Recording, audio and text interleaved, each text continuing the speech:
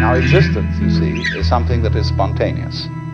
The Chinese word for nature, ziran, means that which happens of itself.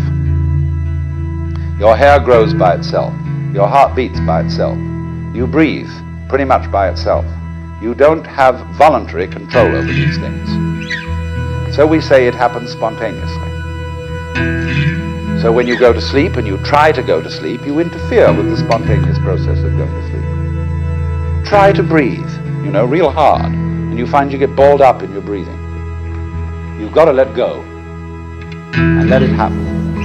Because if you don't, you're going to be all clutched up. You're going to be constantly trying to do what can happen healthily only if you don't try.